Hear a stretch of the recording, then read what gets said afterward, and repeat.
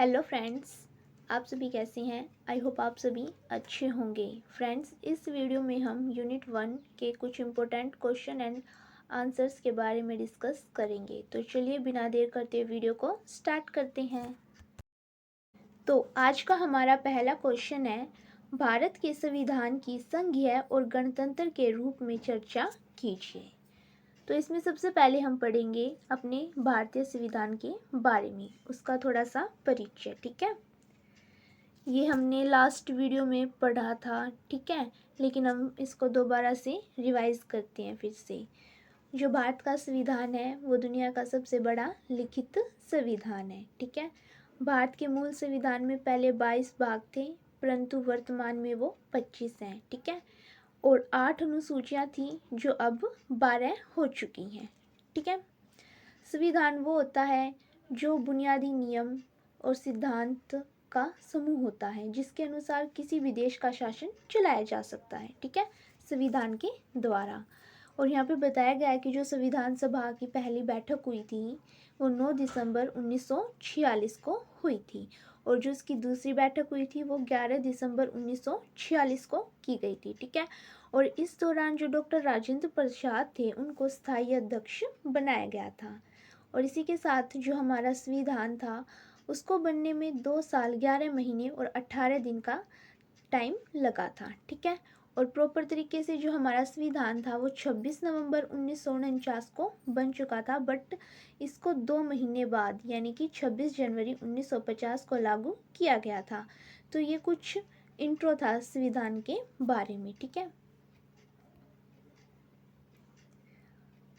फिर वही है कि जो भारतीय संविधान है उसको उधार का थैला क्यों कहा जाता है, क्योंकि जो भारतीय संविधान है वो विभिन्न यानी कि वर्ल्ड के जितने भी देश हैं उनके संविधानों से कुछ कुछ चीज़ें जो हैं ली गई हैं। ठीक है, जो हमारे संविधान निर्माणकर्ताओं को अच्छी लगी थी, तो इसलिए जो है भारतीय संविधान को उधार का थैला भी कहा जाता है, क्योंकि अलग अलग देशों से उनके संविधान के अकॉर्डिंग जो हमारे संविधान निर्माता थे उनको जो चीज़ें अच्छी लगी उन्होंने वो अपने संविधान में शामिल कर ली थी। ठीक है, फिर यहाँ पे एग्जाम्पल के रूप में है कि कौन सी चीज़ कहाँ से ली गई है, तो आप इसको अच्छे से पढ़ लेना।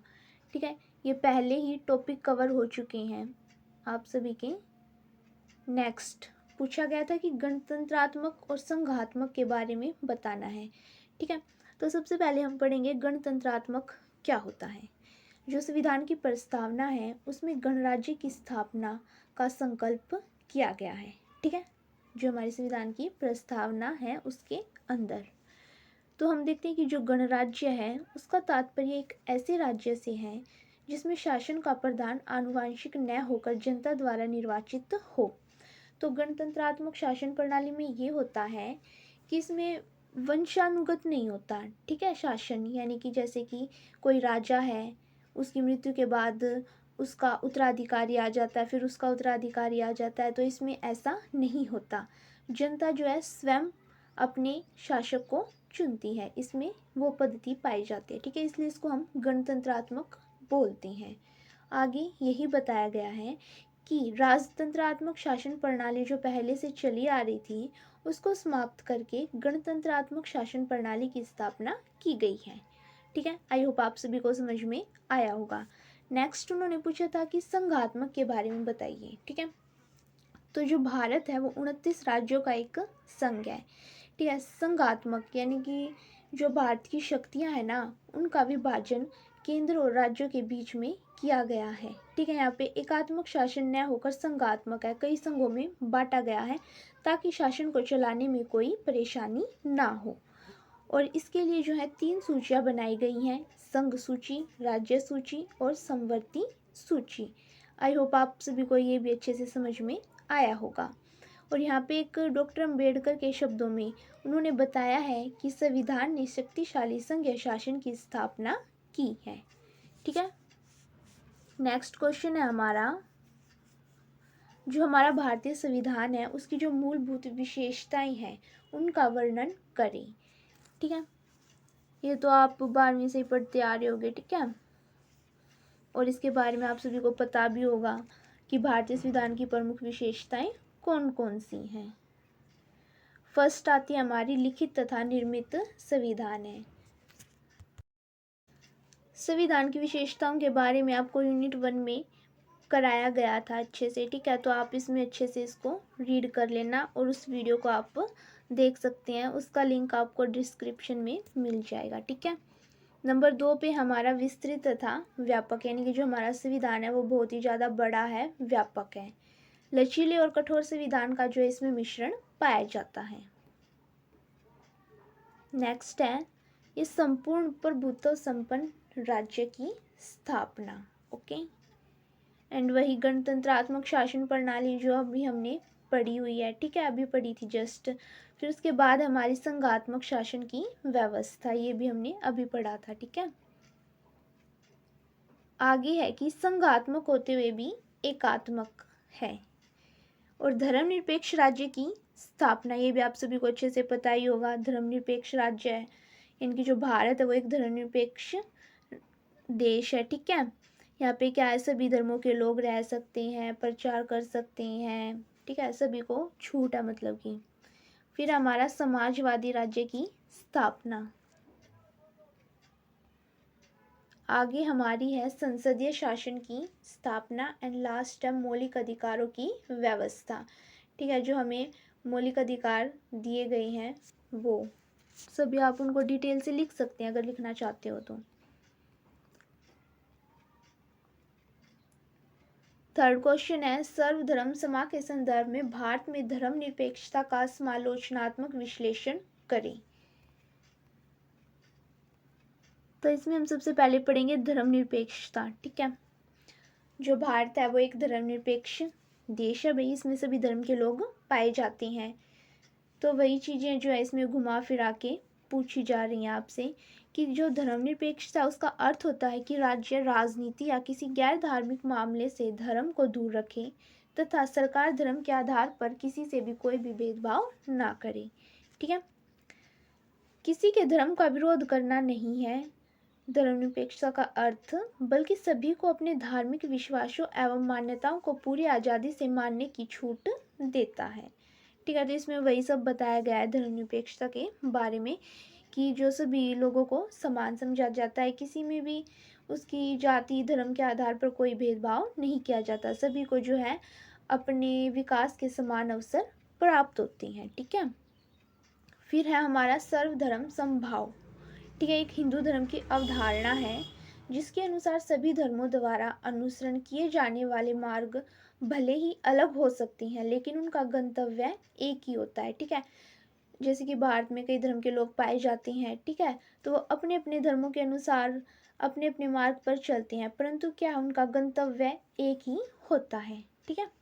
इनके वो अलग अलग ईश्वर को, कोई ईश्वर को मानता है, कोई अल्लाह को मानता है, बट क्या है भगवान को प्राप्त करने की जो उनका गंतव्य होता है, ठीक है, उनकी इच्छा जो होती है, आस्था जो होती है वो एक ही होती है। बट फिर है इस अवधारणा को रामकृष्ण परमहंस और स्वामी विवेकानंद के अतिरिक्त महात्मा गांधी ने भी अपनाया था, ठीक है, सर्वधर्म समभाव की अवधारणा को। हालांकि ऐसा माना जाता है कि इस विचार का उद्गम वेदों में है और इसका आविष्कार जो है गांधी जी के द्वारा किया गया था, ठीक है। तो ये थे हमारे यूनिट 1 के। अब हमारी आती है यूनिट 2। भारतीय संविधान में जो सामाजिक राजनीतिक और आर्थिक न्याय को परिभाषित कीजिए। तो इसमें सबसे पहले हम पढ़ेंगे कि न्याय क्या होता है, ठीक है, ये भी आपको पहले ही करा रखा है, ठीक है। तो इसमें सबसे पहले हमारी न्याय के बारे में आ जाएगा। यहाँ पे कुछ परिभाषाएं दी गई हैं जिनको आप याद कर लेना अच्छे से। फिर है हमारा राजनीतिक न्याय, उसके बाद है सामाजिक न्याय, ठीक है, और लास्ट हमारा आर्थिक न्याय, ठीक है। ये टॉपिक्स ऑलरेडी आपको करा रखी हैं, इन सभी के लिंक्स आपको डिस्क्रिप्शन में मिल जाएंगे, आप वहाँ से जाकर इन वीडियो को देख सकते हैं, ठीक है। एंड थर्ड है समानता क्या है। अनुच्छेद 14 के तहत वर्णित कानून के समक्ष समानता की व्याख्या करें। तो इसमें सबसे पहले हम समानता के बारे में पढ़ेंगे कि समानता क्या होती है। ठीक है, जो समानता शब्द है इसका अर्थ होता है कि देश के कानून के सामने जितने भी नागरिक हैं वो समान हैं, उन सभी के साथ एक जैसा व्यवहार किया जाएगा, चाहे वो लिंग को लेकर हो, जाति को, नस्ल या फिर धर्म को लेकर। ठीक है, तो क्वेश्चन में पूछा गया था कि अनुच्छेद 14, ठीक है, जिसमें कानून के समक्ष समानता है, इसके बारे में बताना है। तो यहाँ पे ये हमारा कानून के समक्ष समानता। ठीक है, जो संविधान का अनुच्छेद 14 है उसमें विधि के समक्ष समानता और कानून के समान संरक्षण, इन शब्दों का प्रयोग किया गया है। ठीक है, और जो संविधान है उसमें लिखा भी गया है कि भारत के राज्य क्षेत्र में किसी भी व्यक्ति को कानून के समक्ष समानता और कानून के समान संरक्षण से राज्य द्वारा वंचित नहीं किया जाएगा। यानी कि वही बताया गया है कि सभी के साथ एक समान व्यवहार किया जाएगा। ठीक है, फिर यहाँ पे इन्होंने अर्थ बताया है कि कानून के सामने सभी बराबर हैं, एक समान है, किसी को भी विशेष अधिकार प्राप्त नहीं है। ठीक है, कोई भी व्यक्ति देश के कानून से ऊपर नहीं है, चाहे वो अमीर हो या फिर गरीब। सभी व्यक्ति भले ही उनकी कुछ भी स्थिति हो साधारण कानून के अधीन है। ठीक है, चाहे कोई कितना ही अमीर हो लेकिन वो भी क्या है, कानून के अधीन ही है। ठीक है, वो उससे ऊपर नहीं है। उन पर साधारण न्यायालय में मुकदमा चलाया जा सकता है जो कानून का विरोध करते हैं। ठीक है, फिर वही बताया गया है कि कानून जो है छोटा बड़ा, अमीर गरीब, ऊंच नीच और छुआछूत आदि से किसी प्रकार का भेदभाव नहीं करेगा। सभी जो है कानून के सामने इक्वल है। ठीक है, फिर कानून के समान संरक्षण का अभिप्राय है कि समान परिस्थितियों में सबके साथ समान व्यवहार किया जाएगा। ठीक है, यहाँ पे इसके कुछ अपवाद भी दिए गए हैं कि जो विदेशी राज्यों के अध्यक्ष, यानी कि जो विदेशी राज्य हैं वहाँ के जो अध्यक्ष होंगे या राजदूत होंगे, उनके विरुद्ध जो हमारे भारत के कानून है ना, उनके अंतर्गत हम कोई भी कार्रवाई नहीं कर सकते उन पर। ठीक है, और अनुच्छेद 361 के अनुसार राष्ट्रपति तथा राज्य के राज्यपाल के विरुद्ध उनके कार्यालय में कोई फौजदारी मुकदमा भी नहीं चलाया जा सकता। ठीक है, नेक्स्ट हमारा भारतीय संविधान में बंधुत्व का वर्णन करें। तो सबसे पहले हम देखते हैं कि बंधुत्व का अर्थ क्या होता है। इसका अर्थ होता है भाईचारे की भावना। ठीक है, भारतीय संविधान एकल नागरिकता तंत्र के माध्यम से भाईचारे की भावना को प्रोत्साहित करता है। तो हमारे भारतीय संविधान में भी जो है भाईचारे की भावना को प्रोत्साहित करता है। ठीक है, मौलिक कर्तव्य भी कहते हैं कि प्रत्येक भारतीय नागरिक का कर्तव्य है कि वह धार्मिक रूप से, भाषा के तौर पर, क्षेत्र अथवा वर्ग विविधताओं से ऊपर उठकर सौहार्द और आपसी भाईचारे की भावना को प्रोत्साहित करेगा। यानी कि भाईचारे की भावना को विकसित करना ही भारतीय संविधान का उद्देश्य है। ठीक है, और प्रस्तावना में बताया गया है कि बंधुत्व के दायरे में दो बातों को सुनिश्चित करना होगा। एक ही है सबसे पहले कि व्यक्ति का सम्मान करना, चाहे वो किसी भी कास्ट से क्यों ना हो। ठीक है, फिर है देश की एकता और अखंडता को बनाए रखना। फिर यहाँ पे कुछ बताया गया है कि बंधुत्व की स्थापना के लिए कौन कौन से प्रयास किए जा रहे हैं। ठीक है, आपसी मतभेदों को कम करना। अगर हम अपने आपस के मतभेदों को कम कर देंगे तो क्या होगा, इससे भाईचारे इनकी बंधुत्व की भावना का विकास होगा। ठीक है, फिर जन सहानुभूति को बढ़ावा देना। लोगों को एक दूसरे के प्रति सहानुभूति होनी चाहिए, चाहे वो किसी भी कास्ट का हो, ऊंची जाति का हो या नीची जाति का हो। ठीक है, अमीर हो या गरीब हो। जब तक हम इस पक्षपात को नहीं मिटा पाते तब तक क्या है, हम भाईचारे या बंधुत्व की भावना का विकास नहीं कर सकते। ठीक है, फिर है भाईचारे को बढ़ावा देना। यहाँ पे बताया गया है कि भारत में हाल ही के वर्षों में मुसलमानों, ईसाइयों और जो दलित हैं उनको लक्षित करने वाले घृणित अपराधों के कारण जब समाज के बाकी लोग चुप रहते हैं तो समाज में भाईचारा विफल होने लगता है। तो इस प्रकार के हम भाईचारे को बढ़ावा नहीं दे सकते। इसके लिए आवश्यक है कि हम सब एक साथ मिलकर सभी के लिए आवाज़ उठाएं, ठीक है। तभी क्या हम भाईचारे को बढ़ावा दे सकते हैं, बंधुत्व का निर्माण कर सकते हैं, ठीक है।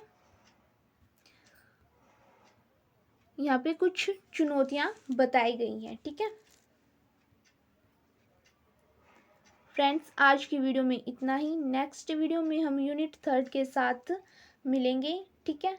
अगर आपने अभी तक हमारे यूट्यूब चैनल को सब्सक्राइब नहीं किया तो जल्दी से सब्सक्राइब करें, वीडियो को लाइक एंड शेयर करना न भूलें। धन्यवाद।